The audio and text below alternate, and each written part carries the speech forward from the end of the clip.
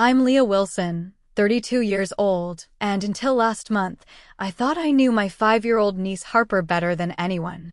When my sister Audrey left for her business trip, I was excited for our week together. But something felt off from the moment Harper arrived.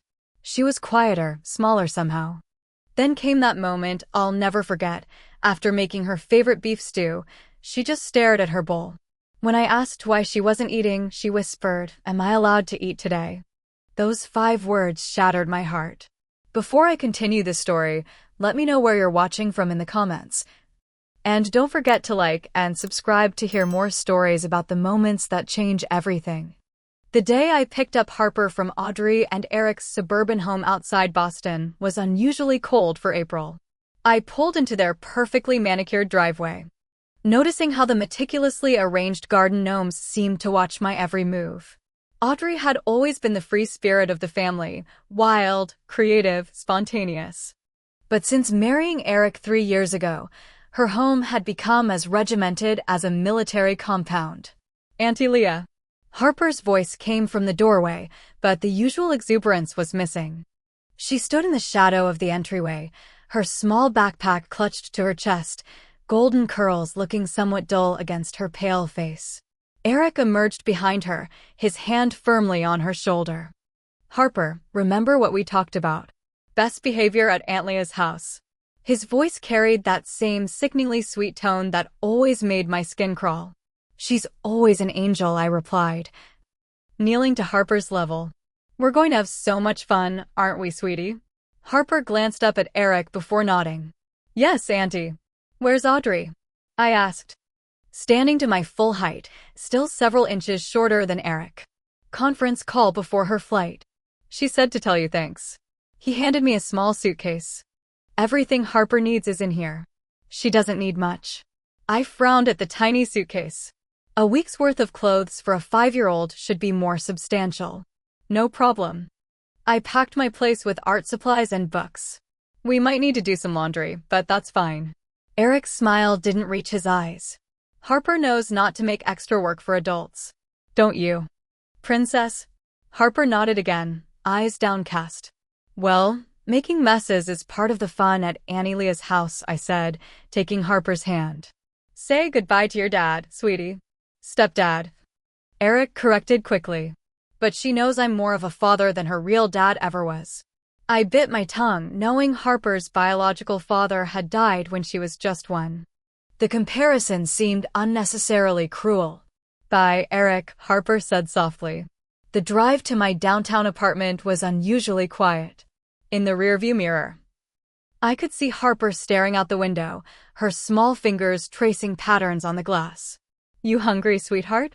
We could stop for ice cream before dinner." Harper's eyes widened slightly. "Is that allowed?" I laughed, thinking she was joking. "Of course it's allowed. It's the aunt-niece rule. Ice cream first, questions later." But Harper didn't laugh. She just nodded solemnly, as if memorizing an important rule. At my apartment, Harper stood in the entryway, not venturing further until I specifically invited her in. When I showed her the guest room I'd decorated with fairy lights and stuffed animals, she asked if she was really allowed to sleep there. "Of course, silly. Where else would you sleep?" I ruffled her hair, noticing how she flinched slightly at the touch. Unpacking her suitcase was concerning. 3 shirts, 2 pairs of pants, socks, underwear, and a nightgown, all folded with military precision. No toys. No books. No comfort items.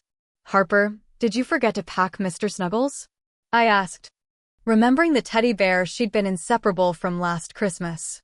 Harper's lip trembled. "Eric said I'm too big for stuffed animals now." That night, after a dinner Harper barely touched, I ran her a bubble bath. She stood by the tub, eyes wide. "What's wrong, sweetie?" "How much water am I allowed to use?" she asked in that same whisper. "As much as you want," I said, forcing a cheerful tone despite the growing knot in my stomach. "Bubbles too." That night, I called my best friend Rachel. "Something's wrong," I said after explaining Harper's behavior. "She's like a different child." "Kids change," Rachel replied. "And you haven't seen her in what, 6 months?" "That's another thing." Audrey keeps canceling our plans. Or Eric suddenly has family commitments whenever I try to visit. Have you talked to your sister about it? I sighed. Audrey's been different too. Ever since she married Eric. It's like she's walking on eggshells. I barely recognize her anymore. After hanging up, I peeked in on Harper. She was sleeping perfectly straight, arms at her sides. Not sprawled out like most children. Even in sleep, she seemed afraid to take up space. The next morning, I woke to find Harper sitting silently on the edge of her bed, already dressed. Good morning, sunshine. How long have you been up? I don't know, she whispered. I didn't know if I was allowed to leave the room. My heart sank further. Harper, this is your home this week. You can go anywhere in the apartment anytime you want, okay? She nodded, but I could tell she didn't believe me. At breakfast, I made pancakes shaped like animals. Harper stared at them in wonder, but didn't reach for one until I explicitly told her they were for her. When she accidentally dropped a piece of pancake on the floor, she nearly burst into tears. I'm sorry. She scrambled to clean it up. Harper, it's okay. Accidents happen. I knelt beside her, noticing how she shied away. That's when I saw it, a small, yellowing bruise on her upper arm, shaped suspiciously like fingerprints. Harper, how did you get this bruise? I asked gently. Her eyes went wide with fear. I fell. It was the classic answer, delivered too quickly, too rehearsed. Are you sure? You can tell me anything you know. I fell, she repeated, her voice barely audible. Please don't tell Eric I said anything else. On the third day of Harper's stay, I woke up at 6 a.m. to find her standing outside the bathroom door, dancing from foot to foot in obvious discomfort. Harper? What are you doing, sweetheart? She jumped at my voice. I was waiting for permission to use the bathroom, she whispered, eyes downcast. I knelt beside her, keeping my voice level despite the alarm bells ringing in my head. Harper, you never need permission to use the bathroom. Not here, not anywhere. Her small face scrunched in confusion. But at home, I have to ask. Eric says it wastes water if I go too often. The casual cruelty of restricting a child's bathroom access made my blood boil. But I kept my expression neutral. Well, at Auntie Leah's house, you can use the bathroom whenever you need to, okay? She nodded hesitantly before scurrying inside. At breakfast, Harper stared in disbelief when I placed a bowl of cereal and fruit in front of her. Is this all for me? She asked, eyes wide. Of course it is. Are you extra hungry today? I can make eggs too if you want. Harper shook her head quickly. No, this is a lot. At home, I only get breakfast if I've been very good. I nearly dropped the orange juice I was pouring. What do you mean, sweetie? Her little shoulders hunched. Food is a privilege, not a right. That's what Eric says. I have to earn meals by being good and quiet and not causing problems. I sat down beside her, careful to keep my voice gentle. Harper, food is not something you need to earn. Everyone deserves to eat, especially growing children like you. While helping Harper change into play clothes after breakfast, I noticed more bruises, small ones on her back, another on her thigh. When I asked about them, she gave the same rehearsed answer. She fell. I couldn't ignore my concerns any longer. I called Audrey, catching her between meetings in Chicago. How's my little angel? She asked. Her voice carrying that artificial cheerfulness I'd come to associate with her conversations these days. She's fine, but I'm a bit worried, Audrey. Harper seems afraid to do anything without permission, eat, use the bathroom, even play. A long pause. She's just well behaved.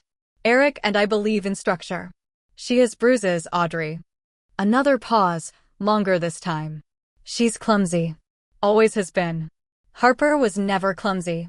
She was taking dance classes last year, remember? Look, Leah, I know you mean well. But Eric and I are her parents. We know what's best for her. Eric isn't her parent, I said sharply. And withholding food isn't structure, it's abuse. Don't you dare use that word. Audrey hissed. You have no idea what parenting is like. Eric took us in when no one else would help. He works hard to provide for us. Audrey, this isn't you talking. The sister I knew would never. The sister you knew was a naive single mom drowning in debt. Eric saved us. I need to go, my next meeting is starting. She hung up before I could respond. I stood there, phone in hand, remembering how Audrey had changed since meeting Eric. She'd been a vibrant, independent woman raising Harper on her own after her husband's death. Then came Eric, successful, controlling Eric, who swept in with promises of financial security and family stability. Within months, Audrey had changed her hairstyle, her clothes. Her friends, everything Eric suggested would make her more appropriate for his corporate social circle. Later that afternoon, I took Harper to the neighborhood park. Unlike most children who ran immediately to the playground, Harper stood frozen, clutching my hand. What would you like to play on first? The swings? The slide? Her eyes darted around nervously. What am I allowed to play on? Anything you want, sweetie. She pointed hesitantly to the swings. Those, please. As I pushed her gently. A woman with a boy about Harper's age smiled at us from the next swing. Your daughter is adorable, she commented. My niece, actually. I'm just the fun aunt this week. Harper remained silent, her small hands gripping the chains so tightly her knuckles were white. Would you like to go higher? I asked. She shook her head quickly. No, thank you. This is good. The other mom frowned slightly. Is she okay? Most kids her age are screaming higher by now. She's just a little shy, I said, not wanting to share our private concerns with a stranger. But as the afternoon wore on, the woman, who introduced herself as Diana, kept watching Harper with increasingly concerned glances. When the children were playing in the sandbox, after I'd explicitly told Harper it was allowed, Diana approached me again. I hope you don't mind me saying this, she said quietly, but I'm a pediatric social worker. Your niece is showing classic signs of restrictive parenting at best, emotional abuse at worst. My heart sank. Having my fears validated made them impossibly more real. Her stepfather, I managed. I'm starting to think he's controlling. Diana nodded. The permission-seeking. The fear of making decisions, the physical tension. These are red flags. Is her mother in the picture? My sister. She's not the same person since marrying him. Diana handed me her card. If you need resources or just someone to talk to about this, call me. Children this age are resilient, but they need advocates. When Harper accidentally spilled some sand on her shoes, she had what I could only describe as a panic attack, hyperventilating, tears streaming down her face, begging me not to tell Eric about the mess. It took 20 minutes to calm her down, promising over and over that Eric wouldn't know, that accidents happen, that she wasn't in trouble. On the walk home, Harper's small hand in mine, I made a decision. Whatever was happening in my sister's house, it couldn't continue. Harper deserved better. Audrey deserved better, even if she couldn't see it yet. Auntie Leah? Harper's voice was small as we approached my apartment building. Yes, sweetie. If I tell you something, will you get mad? I knelt down to her level. I will never get mad at you for telling me anything, Harper. Never. Her eyes filled with tears. Sometimes at home, I don't get dinner for 3 days if I'm bad. Is that normal? In that moment, I felt something inside me break and reform a solid, unshakable resolve. No, Harper. That's not normal. And it's never going to happen again. That evening, I decided we should make dinner together. Cooking with children can be therapeutic, the sensory experience of touching ingredients, creating something nourishing. The immediate reward of enjoying what you've made. I hoped it might help Harper form a healthier relationship with food. Have you ever made beef stew before? I asked, setting out ingredients on the counter. Harper shook her head, eyeing the colorful array of vegetables with something like longing. Would you like to help me wash the carrots and potatoes? She nodded hesitantly. Am I allowed to touch the food? The question broke my heart all over again. Of course you are. Come here, I'll show you how we wash vegetables. I placed a small step stool by the sink and helped Harper up. At first, her movements were stiff, fearful, as if expecting punishment for any misstep. But gradually, as I praised her efforts and maintained a steady stream of cheerful conversation, she began to relax. You're doing such a great job, Harper. These are the cleanest carrots I've ever seen. A ghost of a smile flickered across her face. Progress. As we moved on to cutting the vegetables, me doing the actual cutting, Harper arranging the pieces, she became more engaged, asking questions and even giggling when I pretended a piece of celery was talking to her. "Now for the magic part," I said, bringing out the Dutch oven. "We put everything in here. Add some special seasonings, and it all transforms into something delicious." Harper watched in fascination as I browned the beef cubes, then added the vegetables, broth, and herbs. The kitchen filled with rich, comforting aromas. "It has to cook for about 2 hours," I explained. "While we wait, should we make some cornbread to go with it?" Harper's eyes widened.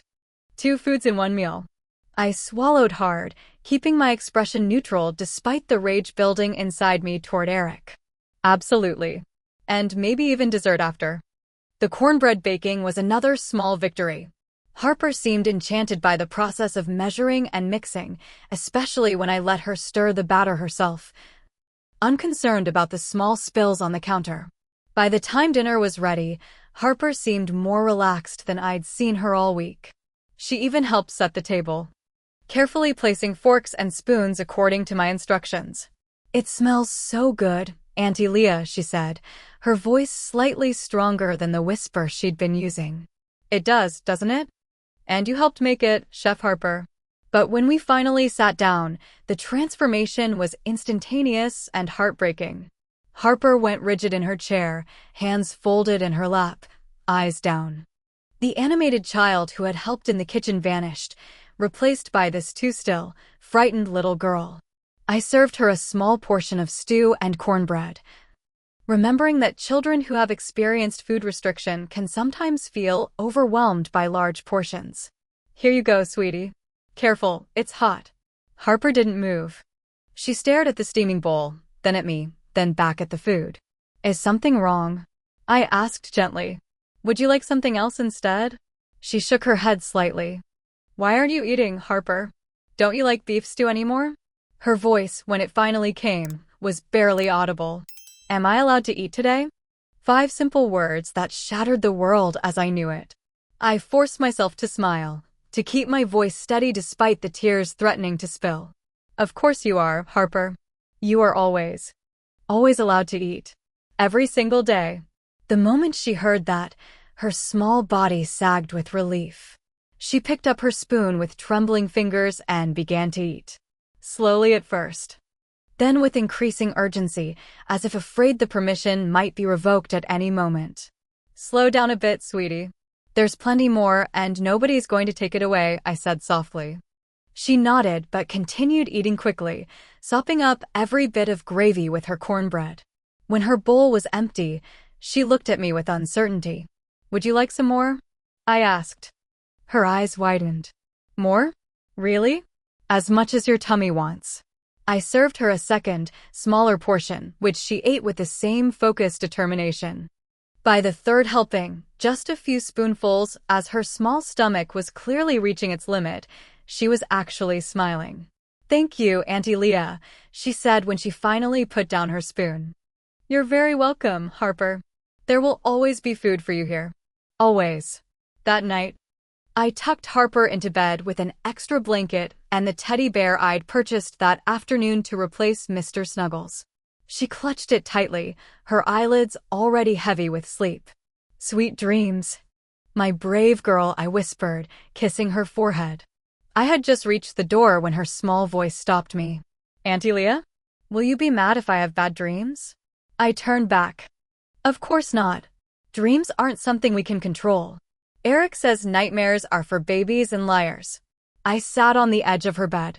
"Everyone has nightmares sometimes, Harper. Even grown-ups. If you have a bad dream, you can always come wake me up." She seemed to consider this. "At home, if I have a nightmare and cry, I don't get breakfast because I disturbed everyone's sleep." Each new revelation was another wound to my heart. That's not how it works here. Here, you're safe. I stayed until she fell asleep. Then went in my living room and finally allowed myself to cry, deep, angry tears for everything Harper had endured, for my sister's transformation into someone I barely recognized, for the innocence stolen from this precious child. Around 2 in the morning, a scream jolted me awake on the couch. I rushed to Harper's room to find her sitting up, sobbing uncontrollably. "I'm sorry. I'm sorry," she chanted between gasps. "Please don't tell Eric." I gathered her into my arms, rocking her gently. "It's okay, Harper. You're safe. Eric isn't here. And I'm not telling him anything." Gradually, her breathing slowed. "I dreamed he was taking away all the food and locking it up because I ate without permission," she whispered against my shoulder. "It was just a dream. No one's taking your food away." "But that's what happens at home," she said, her voice small but clearer than I'd heard it. "If I eat without earning it, the kitchen gets locked. Eric says it teaches discipline." I stroked her hair, choosing my words carefully. "Harper, what else happens at home when Eric says you haven't earned things?" In the darkness of the night, with the safety of distance from her stepfather, Harper's stories came pouring out. Food withheld for minor infractions. Being forced to stay in her room for entire weekends for talking back, which seemed to mean any expression of personal preference. Cold showers as punishment for wasting hot water. Bruises from being gripped too tightly when she misbehaved in public. And throughout it all, my sister Audrey. Once Harper's fierce protector, had gradually transformed into a silent bystander, sometimes even enforcing Eric's discipline herself. By morning, my path was clear. This wasn't just strict parenting or generational differences in child-rearing philosophies. This was abuse. And I would not be sending Harper back to that house without a fight. The next morning, after making sure Harper had a substantial breakfast, which she still approached with cautious disbelief, I called in sick to work. My job as a graphic designer could wait. Harper couldn't. While Harper was occupied with a children's show I'd put on, I called my best friend Rachel, a family attorney. "I need your professional opinion," I said quietly, moving to my bedroom for privacy. "If a child shows signs of emotional abuse and food restriction, what documentation would help build a case?" Rachel's tone immediately shifted from friendly to serious. "Leah, what's going on?" I explained everything: Harper's behaviors, the bruises, the revelations about life in Audrey and Eric's home. First, Rachel said after a long pause, "Document everything. Dates, times, specific statements Harper has made. Photograph any visible bruises with a timestamp. Second, consider getting her evaluated by a pediatrician. Medical records carry significant weight. What about reporting to Child Protective Services? That's complicated. As her aunt, you can make a report, but without physical evidence of severe abuse. Emotional abuse cases are harder to prove.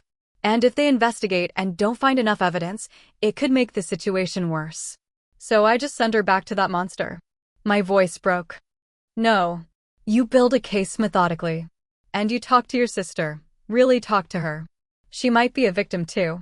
After hanging up, I started a detailed journal, recording everything I'd observed and Harper had shared.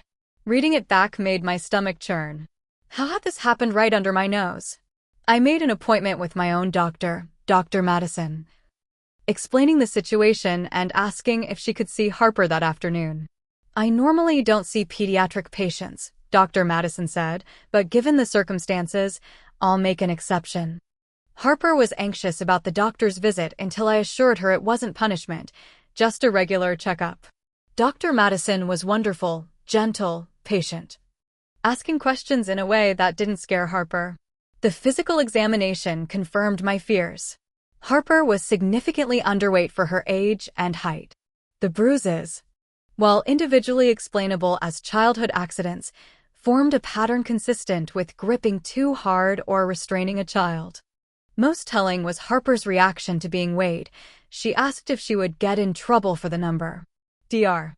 Madison documented everything and spoke to me privately while a nurse showed Harper some picture books. "I'm concerned about malnutrition and emotional abuse," she said frankly.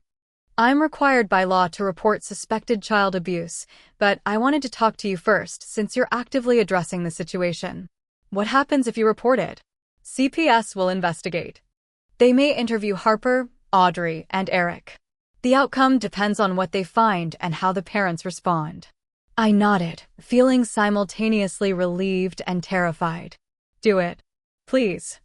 I need official documentation, and Harper needs protection. There's something else, Dr. Madison added gently. Children don't develop these fear responses overnight. This has likely been happening for some time. The implication was clear. How had none of us noticed? How had I failed to protect Harper for so long? On the way home, I bought Harper new clothes, proper pajamas, and several books. She seemed overwhelmed by the gifts, repeatedly asking if she needed to earn them and how she would pay me back. These are gifts, Harper. Gifts don't need to be earned or repaid. That evening, I called my parents, who lived in Florida and had seen Harper even less frequently than I had due to Eric's control over family visits. Mom, I need to tell you something serious about Harper and Audrey. My mother listened in stunned silence as I outlined the situation. But Audrey always says they're doing wonderfully. She finally responded. All those perfect family photos on Facebook. It's a facade, Mom. Eric has isolated them. When was the last time you actually spoke to Audrey? Not just through comments online. The silence was answer enough. Eric always has excuses for why they can't visit or video chat, my father chimed in, his voice heavy with guilt. We thought it was just the distance, or that he was private. It's a classic abuse tactic, I said. Isolation from support systems. By the time we hung up, my parents were booking flights to Boston. Whatever happened next, we would face it as a family. That night, I sat with Harper as she drew pictures, an activity that seemed to soothe her. Without prompting, she drew what she called home rules, a disturbing illustration of herself standing alone while cartoon versions of Audrey and Eric ate at a table. Another showed her bedroom with multiple locks on the outside of the door. Harper, sweetie, can I keep these drawings? They're very good. She nodded, then hesitated. Will Eric see them? No. These are just for me to understand better. She seemed satisfied with that and continued drawing, each picture revealing more about her restricted life. I carefully dated and stored each one, another piece of evidence in the case I was building. As Harper grew more comfortable with me, small details continued to emerge. How Eric checked her room with white gloves for dust. How she wasn't allowed to speak unless spoken to during meals. How Audrey cried in the bathroom when she thought no one could hear. That last detail confirmed what I had suspected. My sister was a victim too, trapped in a controlling relationship that had escalated to include her daughter. The question was whether she would be willing to acknowledge it, and whether she would choose Harper's safety over Eric's control. On the 5th day of Harper's stay, my phone rang early in the morning. Audrey's name flashed on the screen. Leah? Why did I just get a call from Dr. Madison's office confirming Harper's test results? What tests? Audrey's voice was tight with barely controlled anger. I took a deep breath. I took Harper for a checkup. She's underweight, Audrey.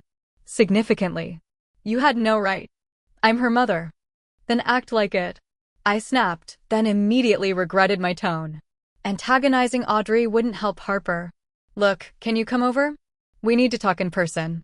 A long pause. My flight gets in this afternoon. I'll be there by 4. Harper was ecstatic to hear her mother was coming early but grew increasingly anxious as the hour approached. Is Eric coming too? She asked, her voice small. No, just your mom, I reassured her, though I wasn't entirely sure myself. Eric had a habit of inserting himself into situations where he might lose control. Audrey arrived looking exhausted, her once vibrant red hair now highlighted with premature gray and pulled back in a severe style I knew she'd never have chosen for herself. Mommy? Harper ran to her, and for a moment, Audrey's face softened as she embraced her daughter. Hey, baby girl. Were you good for Aunt Leah? Harper tensed immediately. Yes, Mommy. I was very good. I earned all my meals. Audrey's eyes flickered to mine, a flash of something. Shame? Defense? Crossing her face. Harper. Why don't you go play in your room while Mom and I talk? I suggested gently. Once Harper was out of earshot, Audrey's demeanor changed completely. What the hell, Leah? Taking her to doctors without permission? Filling her head with questions about our parenting. Our parenting? Or Eric's rules? I kept my voice level. Audrey.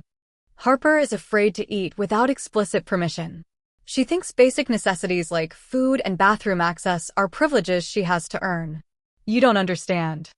Eric believes in structure and consequences. Starving a child isn't a consequence, it's abuse. I couldn't keep the edge from my voice. And those bruises? That's not discipline, Audrey. My sister's face crumpled slightly before she regained composure. Eric can be strict, but he provides for us. Do you know what it's like trying to raise a child alone with no support? You weren't alone. You had me, Mom and Dad, your friends, all the people Eric systematically cut you off from. That's not true, she whispered, but there was doubt in her eyes. When was the last time you spoke to Monica? Or Beth? I pressed, naming her once inseparable college friends. When was the last time you came to family dinner without Eric controlling the entire interaction? Audrey opened her mouth to respond when a sharp knock interrupted us. Before either of us could move, the door swung open. Eric stood in the doorway, his imposing frame blocking the light from the hallway. Sorry I'm late, ladies. Traffic was terrible. My blood ran cold. I hadn't given him my address. I hadn't even told Audrey which apartment was mine. She'd had to call from the lobby. How did you get in? I demanded. Eric smiled. That same cold smile that never reached his eyes. A neighbor held the door. Friendly building you have here. He stepped inside without waiting for an invitation, his eyes scanning the apartment as if conducting an inspection. Harper, come say hello to Dad. There was no response from the guest room. She's probably playing, I said quickly, moving to position myself between Eric and the hallway to the bedrooms. Audrey and I were just talking. About me, it seems. His tone was light, but his eyes were hard. Audrey mentioned some concerns you've been sharing. Quite imaginative. They're not imagination. They're observations of a traumatized child. Eric laughed, the sound devoid of any genuine amusement. Traumatized? Because we have rules? Because we don't spoil her like you would? Children need boundaries, Leah. Boundaries, yes. Psychological torture. No. That's a serious accusation. His voice dropped dangerously. One that could have legal consequences if you spread such slander. Audrey stepped between us. Please, both of you, stop. This isn't helping. Eric's attention shifted to my sister, his expression softening in that calculated way I'd seen before. Audrey, sweetheart, I think it's time we took Harper home. Clearly. Her aunt has been a negative influence. She's staying the full week as planned, I stated firmly. That's not your decision to make. Eric moved toward the hallway, but I blocked his path. You're not taking her. His eyes narrowed. Audrey, tell your sister to stop interfering in our family. Before Audrey could respond, a small voice came from behind me. Please don't be mad at Auntie Leah. Harper stood in the hallway, clutching her new teddy bear. The moment she saw Eric, her entire body language changed, shoulders hunched, eyes down, making herself as small as possible. There's my good girl, Eric said, his voice honeyed. Get your things. We're going home early. Harper didn't move. But Auntie Leah said I could stay until Sunday. Eric's expression darkened. Harper. Now. She's not going with you, I stated again. This is parental kidnapping, Eric hissed. Actually. It's not, I replied, surprising myself with my steady voice. Audrey left Harper in my care for the week. I have text messages confirming it. Unless Audrey herself tells me the arrangement has changed, Harper stays. Eric turned to Audrey, expectation clear on his face. My sister looked torn, her eyes darting between her husband, her daughter, and me. Audrey, Eric prompted, impatience edging into his tone. Audrey began, then faltered as she looked at Harper. Harper was trembling now, tears welling in her eyes. Please, Mommy. I like it here. I get to eat every day. The room went deadly silent. Eric's face flushed red. What did you just say? Harper flinched, but continued in a whisper. Auntie Leah says everyone deserves food, even when they make mistakes. What else has Auntie Leah been telling you? Eric took a step forward, and Harper shrank back. Don't you dare intimidate her, I warned, moving to stand beside Harper. Intimidate? My own daughter. Eric laughed that hollow laugh again. Audrey, are you hearing this nonsense? But Audrey was staring at Harper, really seeing her perhaps for the first time in years. Harper, baby, what do you mean you get to eat every day here? Don't you eat every day at home? Harper looked at Eric, then at the floor. Only when I earn it. That's ridiculous, Eric scoffed. She's manipulating you, Audrey.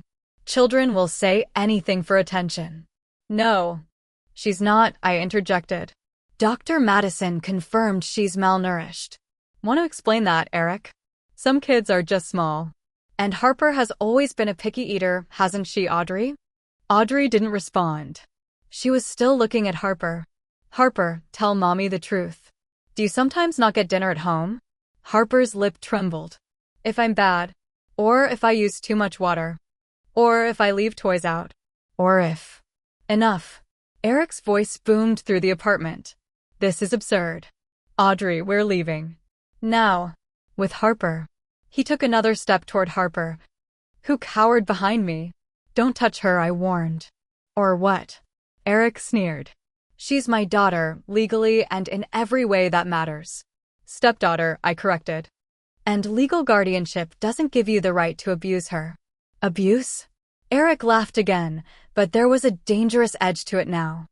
Is that what you're calling parental authority these days? No wonder there are so many entitled brats running around.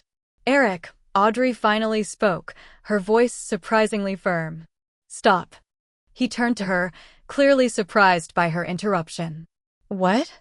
I said stop. I want to hear what Harper has to say. Eric's facade of calm cracked slightly. This is ridiculous.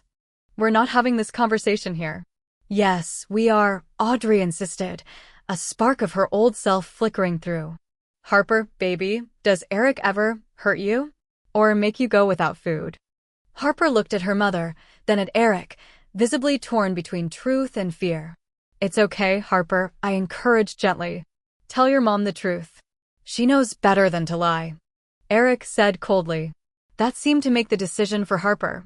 Yes, Mommy, she whispered. Sometimes I don't get dinner for days if I'm bad. And sometimes he squeezes my arm really hard when you're not looking. The color drained from Audrey's face. Days? Without food. Eric stepped toward Audrey, his voice dropping to that manipulative gentleness. Audrey, sweetheart, she's exaggerating. You know how children are. Is she? Audrey's voice strengthened. Because I've noticed food missing from the pantry. I assumed it was mice, but it was her, wasn't it? She was hiding food because she was hungry. Eric's expression darkened. Don't be ridiculous. And those discipline sessions you insist on handling alone, what exactly happens during those, Eric? This is absurd. I'm not standing here being accused in your sister's apartment. Eric reached for Audrey's arm. We're leaving. Now. A knock at the door interrupted the tension. We all froze. Ms. Wilson? It's Ben from next door. Is everything okay in there? I heard shouting. Thank God for nosy neighbors. Everything's fine, Ben.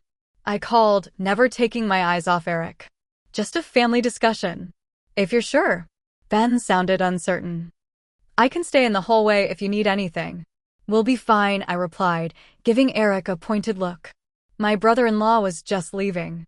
No one's leaving until this is resolved. Eric hissed, voice low enough that Ben wouldn't hear. Eric, Audrey said, stepping away from him. I think you should go. I need to talk to Harper alone. His expression shifted from anger to disbelief. You can't be serious. I am. Please leave. This is your sister's manipulation. She's always been jealous of our family, our success. Audrey shook her head. This isn't about Leah. This is about Harper's welfare.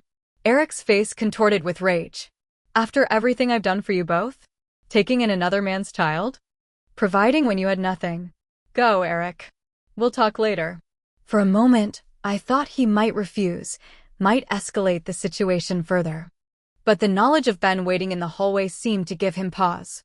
Fine, he spat. But this conversation isn't over. As he yanked open the door, we found not only Ben but another neighbor, Maria, coincidentally, checking her mail right outside my apartment. Eric stormed past them without acknowledgement. The moment the door closed behind him, Audrey collapsed onto the sofa, her face in her hands. Harper stood uncertain, looking between her mother and me. "It's okay, Harper," I said gently. "Why don't you go draw for a little while? Mommy and I need to talk." After Harper had retreated to the guest room, Audrey looked up at me. Her eyes red-rimmed, but clearer than I'd seen them in years. "What have I done?" she whispered. "What have I allowed to happen to my baby?" The hours following Eric's departure were a blur of phone calls, tears, and painful revelations. Audrey, once she allowed herself to see the truth, couldn't stop seeing it, every red flag. Every warning sign she'd ignored or rationalized away over the years.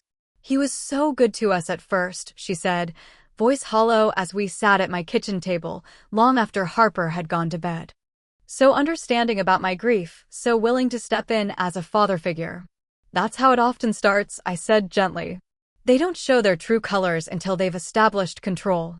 "But withholding food from a child." Audrey's voice broke. "How did I not notice?" "He was careful. From what Harper says, most of it happened when you were at work or away. And he conditioned her not to tell you." A fresh wave of tears overtook my sister. "My baby was starving and I didn't know. The question now is what we do next," I said, placing a hand over hers. "Harper can't go back to that house. Not with him there." Audrey nodded, a new determination in her eyes. "I know. But Eric owns the house. He controls all our accounts. I don't even have a credit card in my name anymore. You can stay here as long as you need to. But we should consider getting a temporary protective order, especially after his behavior today." Audrey tensed. "He'll fight it. He'll say we're lying, that we've turned Harper against him. Let him try. We have medical documentation, Harper's testimony, and those drawings she made. Plus, I've been keeping detailed notes." That night, we made arrangements for Audrey and Harper to stay with me temporarily. My one-bedroom apartment wasn't ideal for 3 people, but it was safe. The next morning brought another crisis. Eric had frozen all the family accounts, including Audrey's personal checking account, effectively cutting off her access to any money. "This is financial abuse," Rachel explained when I called her for advice. "But it's also a tactical error on his part. It strengthens your case for emergency support."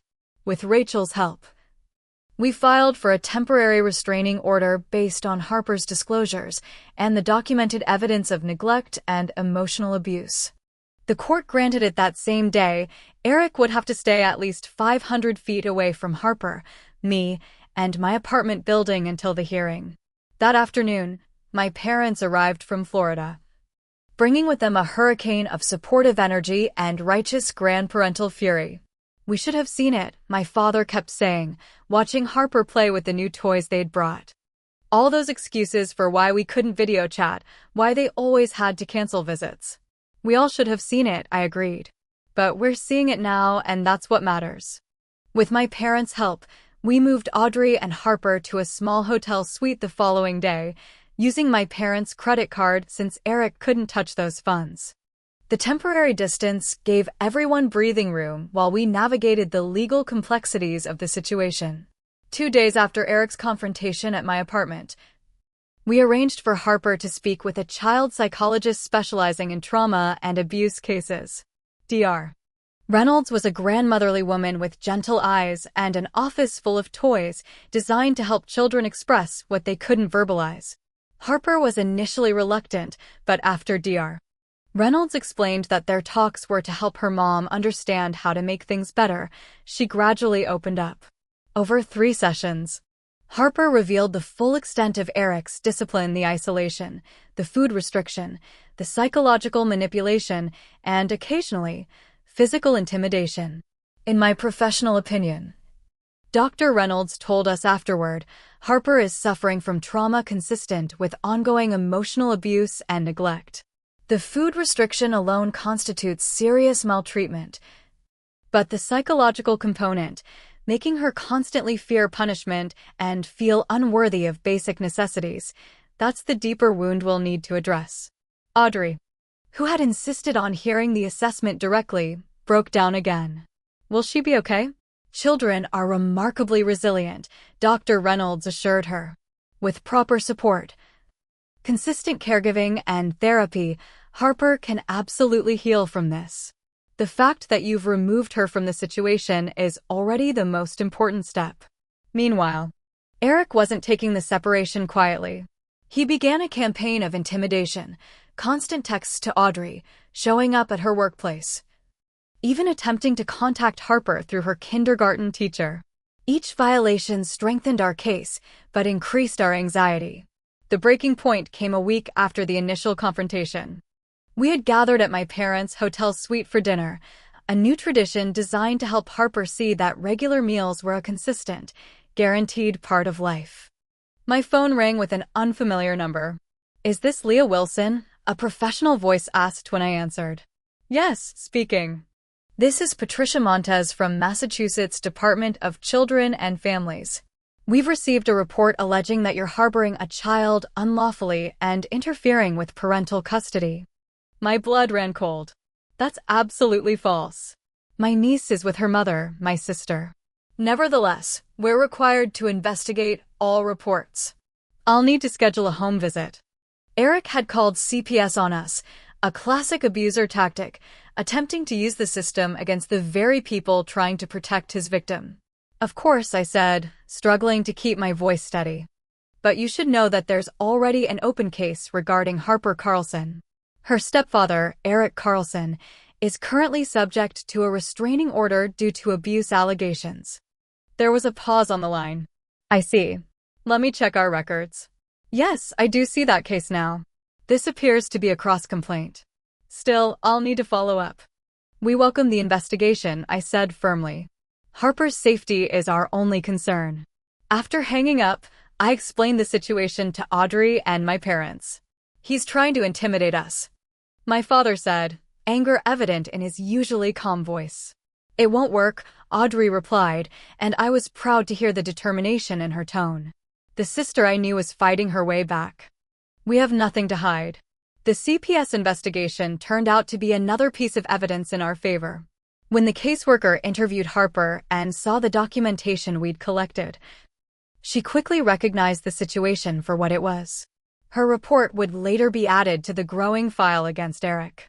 Throughout this period, Audrey struggled with conflicting emotions, guilt over not protecting Harper, grief for the relationship she had believed in, fear of an uncertain future, and underneath it all, a slow-burning anger at the man who had systematically isolated and controlled her and her daughter.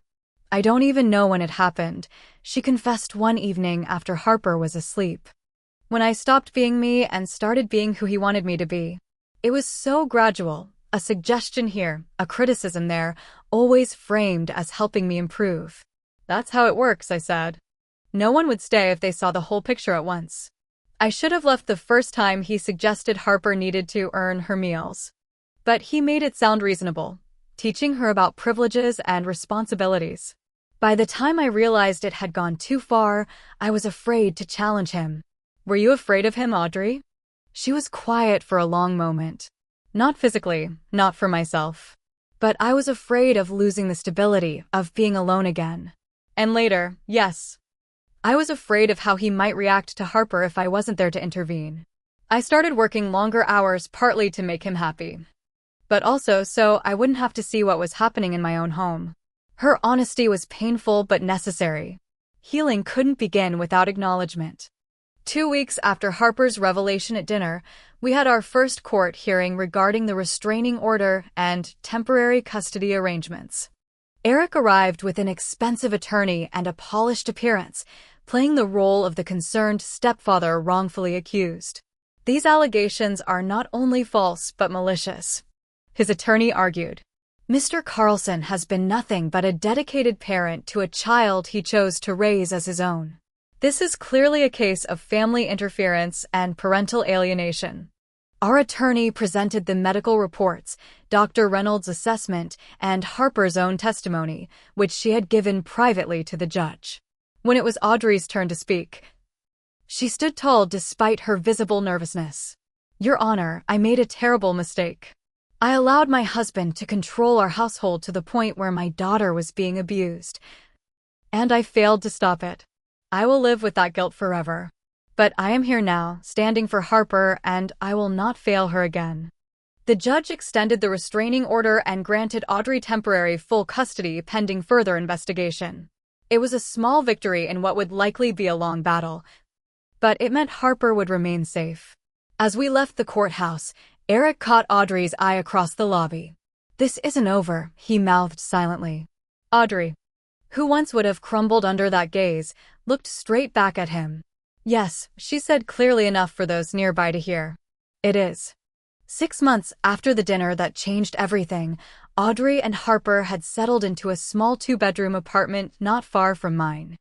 The walls were painted in bright colors Harper had chosen herself, artwork hung at child height, and the refrigerator was always fully stocked, small but significant indicators of their healing journey.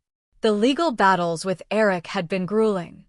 He had fought the divorce proceedings and custody arrangements with the desperate energy of a man unwilling to relinquish control.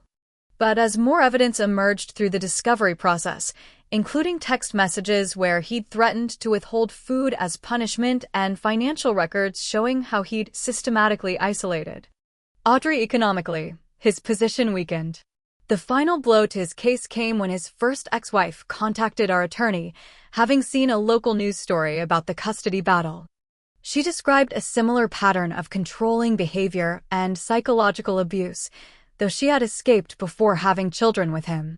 Her testimony established a pattern that couldn't be dismissed as misunderstanding or family interference. Eventually, facing mounting evidence and legal fees, Eric agreed to a settlement. The divorce was finalized with Audrey receiving full custody of Harper and a portion of the assets Eric had previously claimed were his alone. He was granted limited supervised visitation rights, though Harper's therapist would later recommend these be temporarily suspended due to the anxiety they caused. More important than the legal resolution was the healing happening within Harper and Audrey themselves. With regular therapy, both individually and together, they were slowly rebuilding their relationship and their sense of security. Harper, now nearly 6, had gained weight and grown almost 2 inches in 6 months. Her formerly dull hair now gleamed with health, and while she still had moments of anxiety around food and authority figures, they were becoming less frequent. Dr. Reynolds had been right about children's resilience. Given safety, consistency, and love, Harper was gradually reclaiming her childhood. She had started dance classes again, something Eric had deemed frivolous, and made friends at her new school. The hypervigilance that had been so heartbreaking to witness was fading, replaced by the natural curiosity and occasional mischief of a healthy 6-year-old. One of the most significant milestones came 3 months after the move, when Harper spilled a glass of juice on the carpet and, instead of panicking, simply said, "Oops. Can I have a towel to clean it up?" No fear. No expectation of punishment. Just a normal childhood accident. Audrey, too, was finding her way back to herself. She had returned to the graphic design career she'd abandoned when Eric insisted she take a corporate job with better stability. Her natural creativity, suppressed for years, flowed into both her work and their new home. She had reconnected with old friends, begun therapy to understand how she'd become vulnerable to Eric's manipulation, and was slowly rebuilding her confidence. The journey wasn't without setbacks. Harper still had nightmares occasionally, and Audrey struggled with guilt that sometimes threatened to overwhelm her. But they were facing these challenges together, with the support of family and professionals who understood the complex nature of recovery from abuse. Our family dynamic had changed as well. My parents, shocked into awareness by what had happened under their noses, had become fierce advocates for domestic abuse awareness. They had even postponed their retirement travel plans to stay in Boston for several months, helping Audrey and Harper establish their new life. As for me, the experience had changed my perspective in ways I hadn't anticipated.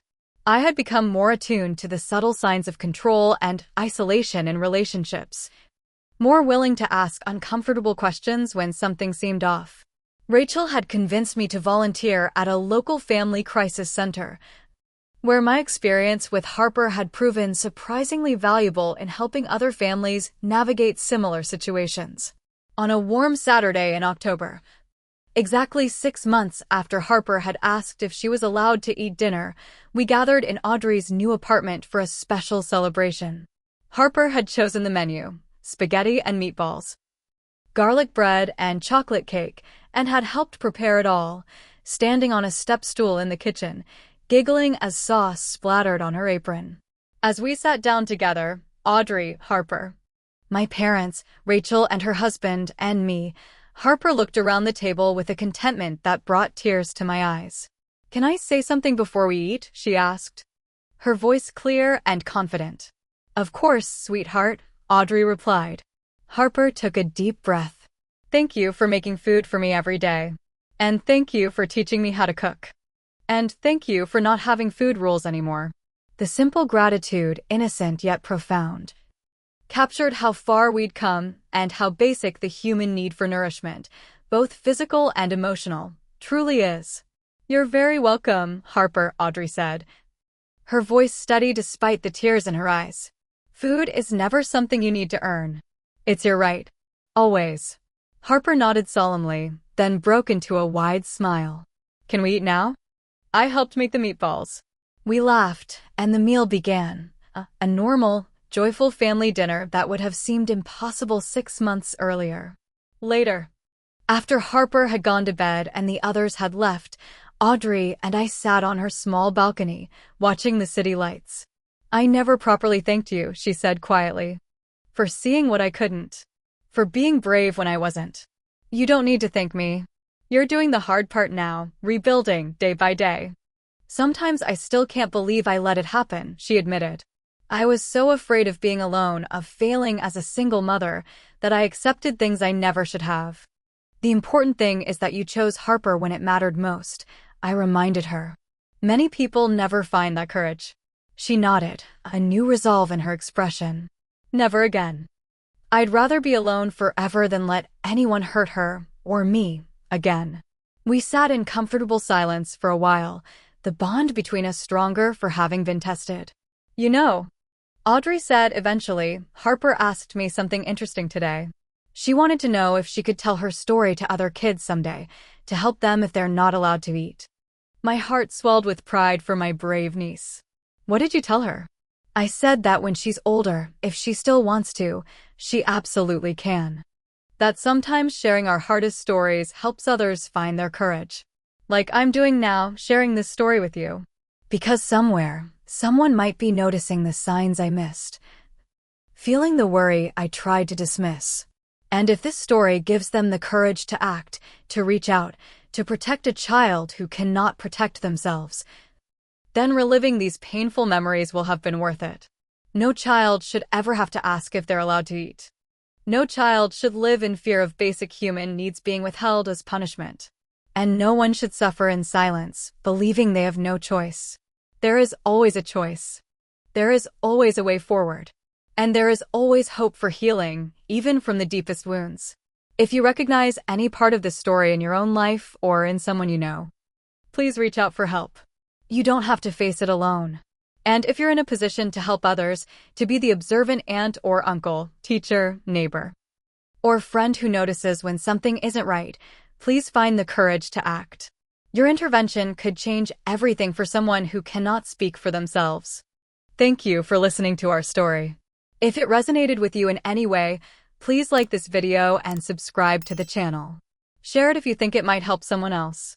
And if you have your own experiences with recognizing and responding to signs of abuse, please share them in the comments below. Your voice matters. And your perspective could be exactly what someone else needs to hear today. Remember, we all deserve nourishment of our bodies, minds, and souls. And we all have the right to live without fear.